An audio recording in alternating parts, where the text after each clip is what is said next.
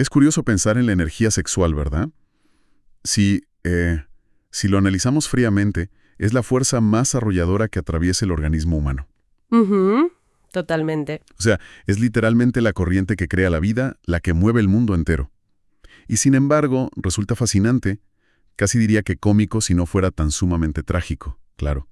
Ver lo que la cultura ha hecho con ella a lo largo de la historia. Es que es un despropósito. Un despropósito, exacto. En lugar de entenderla, la hemos transformado casi exclusivamente en vergüenza, ¿sabes? En un tabú oscuro que hay que reprimir a toda costa. O en el remate de un chiste malo en la barra de un bar. O, en el mejor de los casos, en simple mercancía. Mercancía barata, además. Sí, esa herramienta básica que se usa para vender desde, no sé, un coche de lujo hasta un perfume de aeropuerto. Es alucinante la brecha que existe entre esa fuerza inmensa, casi tectónica, y la tremenda torpeza con la que la especie humana intenta gestionarla en el día a día. Es una torpeza generalizada. Y claro, el resultado de esa mala gestión es el ruido de fondo constante de nuestra sociedad actual. Hablo de neurosis, compulsión, una violencia soterrada y un cansancio vital del que casi nadie habla abiertamente. Hola a todos y bienvenidos a este análisis a fondo. Soy el presentador habitual de este espacio y como siempre estoy encantado de estar acompañado por nuestra experta de cabecera. Hola, pues encantada de estar aquí otra vez, la verdad. Hoy traemos a la mesa un material verdaderamente provocador. Está extraído de un texto titulado El pináculo de la atención. Y la misión de nuestra inmersión de hoy es explorar una idea que, puede resultar un poco incómoda al principio, pero que cambia la perspectiva por completo para quien nos escucha. Da un giro de 180 grados, sí. El texto sostiene algo radical. Nos dice que cuando la única puerta que conoce esta energía vital es el sexo, el organismo funciona puramente como un animal de reacciones mecánicas. Pero, y aquí está la clave, cuando se logra abrir una segunda puerta, esa misma energía cruda se transforma en inteligencia pura. Vale, vamos a desgranar esto porque los conceptos que maneja el autor son densos y requieren que los miremos con lupa para no perdernos. Y es fundamental establecer el marco adecuado desde el principio, para no llevarnos engaño. Lo fascinante aquí es que el texto deja clarísimo que no estamos hablando de moralina. Nada de sermones, no. Cero sermones. No hay religión de por medio, ni lecciones sobre ser buenos ciudadanos o ser impuros. El enfoque del autor es estrictamente empírico y existencial. Es decir, ir a los hechos. Exacto. Se trata pura y llanamente de observar los niveles de organización de la energía en el cuerpo y en la mente. Nos invita a mirar la maquinaria humana sin romanticismos y sin pudor, casi como un ingeniero que observa un circuito eléctrico para entender exactamente por qué la energía se atasca, por qué genera sufrimiento y cómo podría fluir de una manera completamente distinta. Pues empecemos entonces por la biología más básica, por esa, digamos, puerta de fábrica que todos los seres humanos traemos instalada de serie, el orgasmo. La gran puerta horizontal. Eso es. El texto plantea un dato que rompe muchísimos esquemas sobre lo que creemos buscar en la intimidad. Nos dice que en el fondo, en el acto sexual, no se busca únicamente la fricción física, ni siquiera el placer anatómico en sí mismo. Lo que realmente se persigue, lo que genera esa atracción gravitatoria tan bestial, es el colapso momentáneo del yo. Es decir, por una simple fracción de segundo, toda la historia personal desaparece por completo. Así es. Y para explicar esto de una forma visual, el autor utiliza una metáfora buenísima. Habla del ventríloco. El famoso ventríloco. Sí, se refiere a esa voz narrativa que todos llevamos dentro. Ese narrador interno que, no se calla nunca, que siempre está comentando, juzgando, preocupándose por lo que pasó ayer o anticipando la reunión de mañana. Un suplicio, vamos, un suplicio constante. Pues bien, en la cima de esa experiencia biológica que es el orgasmo, el ventríloco, por fin, se queda sin voz. El tiempo psicológico se interrumpe de forma fulminante. Se corta de raíz. De raíz. No hay un antes ni un después, no hay problemas con la hipoteca, ni conflictos con el jefe. Solo queda lo que el texto denomina el territorio. El territorio. Fíjate que me parece un concepto fascinante. Vale. Entiendo la parte física, pero el material insinúa que hay algo más profundo que nos engancha de esa descarga, ¿no? Como si el organismo buscara apagar el cerebro a toda costa. Es que es exactamente eso, una búsqueda de apagado. Si lo bajamos a la realidad del día a día, el ventríloco es esa voz insufrible que justo en el momento más íntimo recuerda repentinamente que falta leche en el Mercadona o que hay que renovar el seguro del coche. Y el territorio son esos 3 miserables segundos donde esa voz por fin nos da tregua. Exactamente. Es la sensación pura, sin ningún intérprete mental que la traduzca, la edite o la juzgue. Y esa interrupción del ego, ese silencio absoluto y radical de la mente, esa es la verdadera adicción. O sea, no somos adictos al roce en sí. No. No es una adicción al roce físico. Es una adicción al silencio del narrador, al descanso del yo. Es como si el organismo necesitara unas vacaciones desesperadas de sí mismo, de cargar con el tremendo peso de su propia identidad. Y claro, esta es la única vía rápida, el único atajo que conoce de forma instintiva. El único que viene en el manual de instrucciones biológico. Pero claro, aquí el texto señala el gran problema biológico, el fallo estructural, si quieres llamarlo así, en el sistema de esta puerta natural. Primero, es efímera, dura poquísimo, apenas un microsegundo. Nada. Y segundo, agota enormemente al sistema nervioso. Tras esa descarga, es súper habitual que el cuerpo experimente una bajada drástica. A veces aparece un vacío, una leve tristeza o incluso un rechazo irracional hacia el entorno. Es la resaca biológica. Y el material aclara que esto no ocurre porque el sexo sea algo negativo, ojo, sino porque hay un error de cálculo monumental en nuestra expectativa. El organismo estaba buscando algo absoluto, una paz infinita, pero estaba utilizando un mecanismo biológico diseñado por la evolución para ser puramente momentáneo. Y al no encontrar esa infinitud, al ver que la paz dura 3 segundos y luego vuelve de golpe el ruido de la hipoteca y las preocupaciones, ahí es donde se pone en marcha la rueda de la compulsión. Empieza el ciclo. Claro, la energía vital hace lo único que sabe hacer a través de ese único canal disponible. Sube, se acumula, estalla y cae abruptamente. El ventríloco, esa mente narrativa que realmente no entiende la naturaleza profunda del silencio que acaba de experimentar, solo registra el alivio superficial. Y pide más. Pide más. Dice, quiero otra vez eso, pero más intenso. La famosa rueda de hámster. Totalmente. Así se perpetúa un ciclo interminable y agotador. Empieza con la fantasía mental, sigue con la excitación física, llega a la descarga mecánica, inevitablemente aparece el vacío posterior y finalmente resurge la búsqueda ansiosa de nuevo. Es un no parar. Es literalmente dar vueltas en una rueda de hámster usando siempre la misma y única puerta biológica, esperando que esta vez, mágicamente, el alivio sea permanente. Cosa que nunca pasa. Y toda esta rueda de hámster ya es bastante agotadora por sí sola. Pero luego llega la cultura y la sociedad para complicarlo todo de una forma monumental. Y aquí pasamos a lo que el texto describe brillantemente como la olla a presión. Un concepto clave. Imaginemos el escenario básico. Hay una energía vital muy potente, subiendo de forma orgánica y natural por el cuerpo. Pero la cultura, en lugar de aportar claridad o explicar esta mecánica a la gente, entra en pánico y la demoniza. La encierra. Convierte algo supernatural en un tabú oscuro. Planta la semilla de la culpa desde la infancia y tacha de sucio o pecaminoso el mismísimo canal por el que se abre paso la vida. Es el equivalente a intentar tapar un geyser en plena erupción con un corcho de botella de vino. Es que la mecánica de esta distorsión cultural es muy ilustrativa. Y fíjate, explica muchísimos de los comportamientos irracionales de nuestra sociedad. La energía sexual, al ser un impulso orgánico, no tiene opinión. No sabe de moral. No es buena ni mala, simplemente sube, como el agua busca su nivel. Pero de repente, en su ascenso, se encuentra con un pasillo interno lleno de candados de acero. Candados puestos por la sociedad. Son los miedos, las prohibiciones religiosas o sociales, las vergüenzas impuestas por reeducación. La tragedia estructural que expone el texto es que la puerta biológica se bloquea por la represión, pero al mismo tiempo el individuo aún no conoce ninguna otra puerta alternativa. Se queda sin salidas. Eso es.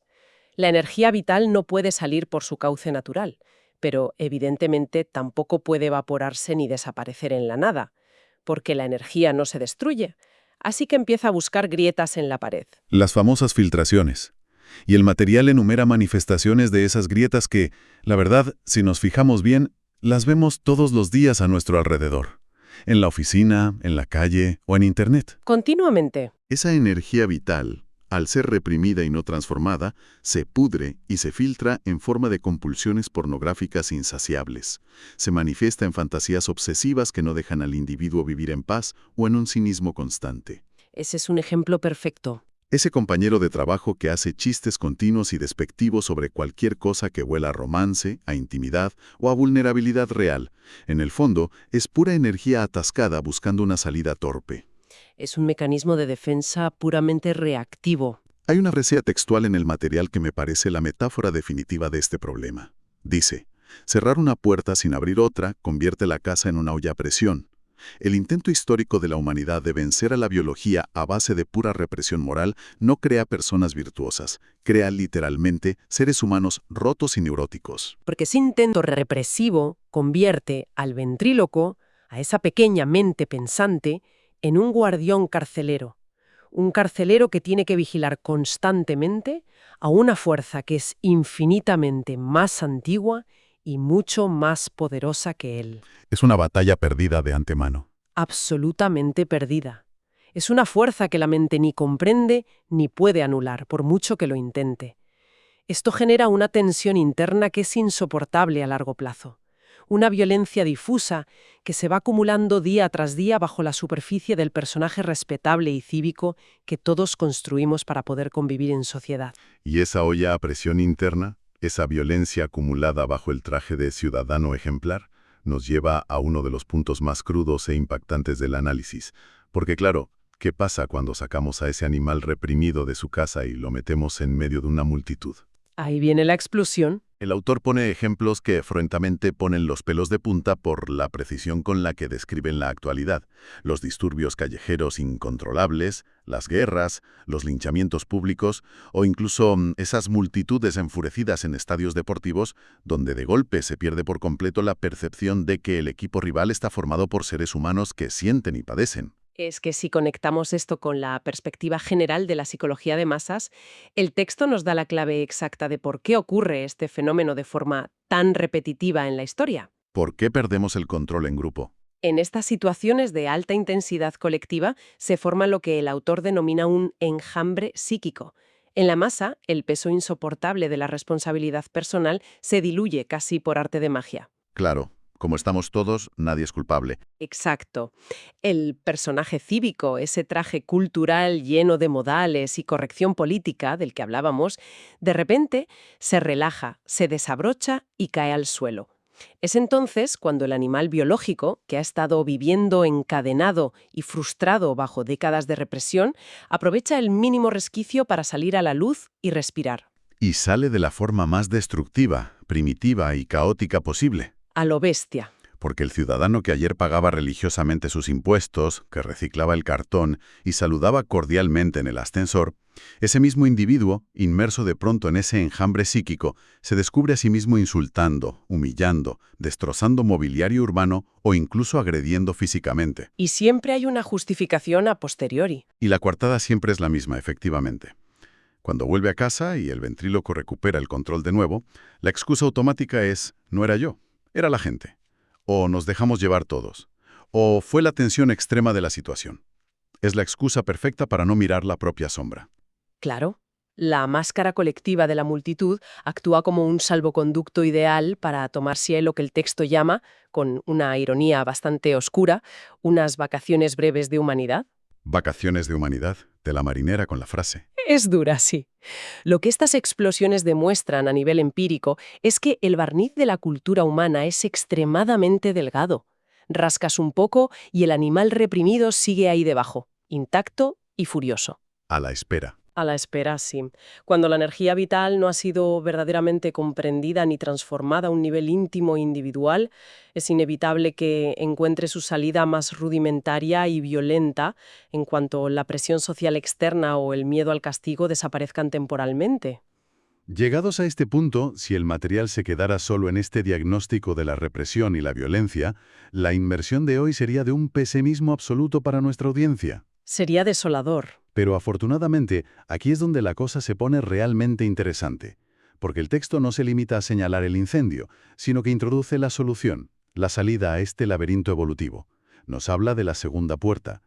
Si la biología nos dio una puerta horizontal, que es puramente física, la descarga y el orgasmo, la consciencia nos ofrece una puerta vertical, la atención profunda. Y el autor es muy riguroso al detallar en qué consiste exactamente esta segunda puerta, alejándola de cualquier misticismo barato.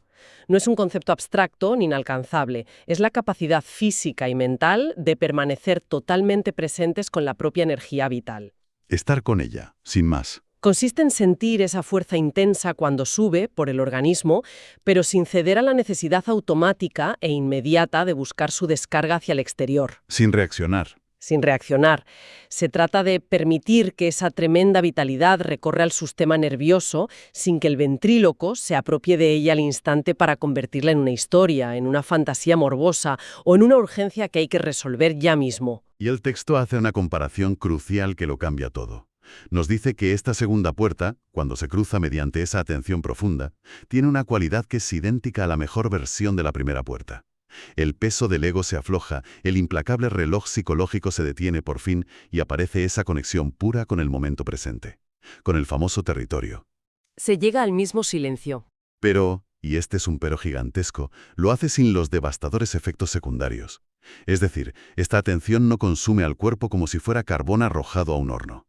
No deja ningún tipo de resaca emocional o vacío al día siguiente. No hay rastro de culpa. Nada de culpa. Y lo más importante en términos relacionales y humanos, no requiere utilizar a otro ser humano convirtiéndolo en un simple objeto para lograr un alivio personal. Es vital destacar cómo el texto desmitifica en este punto una palabra tan cargada como meditación. La meditación. Que parece que hay que irse al Tíbet. Claro, durante demasiado tiempo la cultura popular e incluso ciertos sectores espirituales han envuelto la meditación en un aura de técnica exótica. Mucho incienso, mantras incomprensibles y posturas de loto imposibles. Todo muy estético. Todo muy externo. El autor lo aterriza de una forma radical y muy pragmática. Meditar, en este contexto, no es más que permanecer inamovible con lo que se es y con lo que se siente en ese preciso instante. No huir. Es sostener la mirada hacia adentro sin escapar hacia la vía fácil de la descarga mecánica, sin intentar negociar con la intensidad de la sensación y sin proyectar películas mentales sobre el futuro. Es permitir que esa energía, que históricamente solo conocía el camino de la fricción hacia el exterior, descubra por sí misma una dirección nueva, hacia adentro, hacia arriba y hacia el silencio de la consciencia. Para ordenar toda esta información y que quede súper claro, el material propone un esquema. Un esquema que clarifica muchísimo el panorama. Nos dice que existen 3 destinos posibles, 3 modos básicos de relacionarse con la energía sexual en la vida de cualquier ser humano.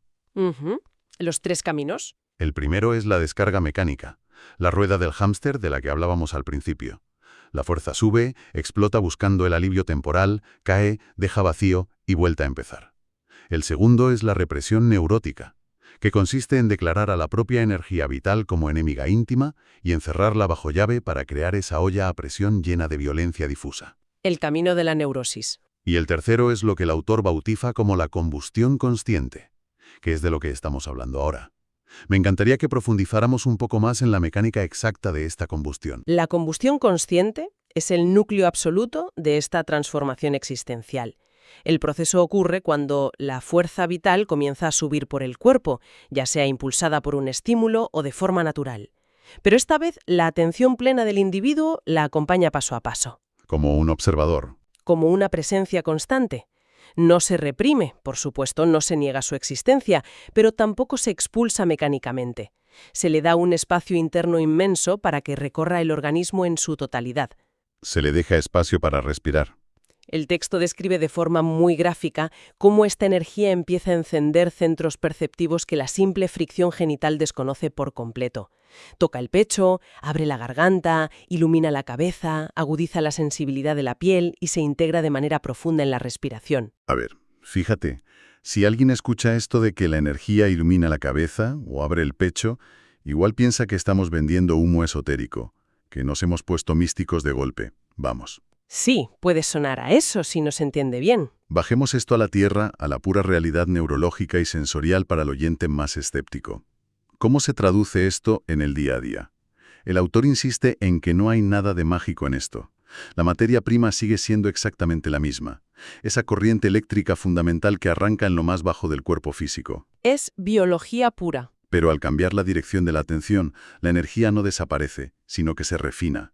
Pasa de ser un simple y ciego impulso reproductivo a convertirse en algo totalmente distinto y aplicable. Claridad mental, una empatía mucho más aguda, la capacidad, que es rarísima hoy en día, de poder sentarse en el sofá en completo silencio sin sentir angustia o necesidad de mirar el móvil. Eso hoy es casi un superpoder. Totalmente. Y un impulso creativo que fluye sin ansiedad. Es así como funciona a nivel práctico. Exactamente. Lo que determina este refinamiento espectacular no es que la energía mute en una sustancia mágica salida de la nada, sino que se da la ausencia del ventrílocuo en el proceso. Ah, claro, el intermediario. Es la ausencia de esa mente calculadora y ansiosa que siempre está intentando sacar algún tipo de provecho personal de cualquier sensación, ya sea para mejorar su autoimagen o simplemente para coleccionar experiencias excitantes. Al quitar a ese narrador intermediario del medio, al simplemente observar sin juzgar, la combustión se vuelve pura, consciente y asombrosamente expansiva a nivel sensorial. Y comprender este proceso de combustión nos lleva directamente al que, personalmente, considero el cambio de paradigma más brutal. El mayor momento de revelación de todo el material que estamos analizando hoy. La edad existencial. Eso es. El autor propone literalmente que dejemos de contar nuestra edad desde el día en que el organismo salió del vientre materno. Afirma que llevar la cuenta biológica de los cumpleaños o soplar las velas tiene mucho sentido a nivel médico o administrativo, pero a nivel existencial no significa absolutamente nada. Es una afirmación sumamente audaz, sin duda alguna, pero tiene todo el sentido. El texto argumenta que, si se observa el desarrollo humano con honestidad y cierta crudeza, los primeros años de la vida de un individuo son pura programación externa. Aprender el manual de la sociedad. Asimilar el lenguaje, las normas, los miedos de los padres, la cultura del entorno. Las décadas siguientes suelen ser poco más que la repetición constante y automática de esa misma programación, quizá con algunos retoques cosméticos en la ropa o en el estatus laboral. Te cambias de chaqueta, pero el software es el mismo. El software operativo es idéntico, así que propone una medida completamente distinta, un baremo nuevo. La edad real de un ser humano comienza verdaderamente el día en que aparece en su interior 1 milímetro de lucidez estable. Me encanta esa definición. Lucidez estable. El material la concreta de una manera preciosa. Es la capacidad de sentir amor sin que se convierta en una negociación comercial encubierta. De esas de yo te doy esto si tú me das lo otro. El amor como transacción, que es tan común. Es poder permanecer en silencio sin que aflore el terror al vacío existencial. Y es lograr observar la realidad tal cual es, sin el filtro constante del intérprete mental. El texto es tajante al respecto. Nos dice que antes de que aparezca ese primer milímetro de luz, hay un montón de anécdotas acumuladas. Hay un organismo biológico funcionando y hay muchísima historia personal. Pero no hay vida genuinamente consciente. Este nuevo marco de medición existencial genera contrastes fascinantes en la vida real. Pongamos un ejemplo visual para quien nos escucha. A ver. Bajo este prisma, alguien de 70 años de edad cronológica, que jamás ha dirigido la mirada hacia su propio interior, que ha vivido 7 décadas reaccionando mecánicamente a sus impulsos básicos y a los estímulos externos, esa persona tiene exactamente 0 años existenciales. 0. Un bebé de 70 años. Es, a todos los efectos prácticos de la consciencia, un recién nacido en un cuerpo envejecido.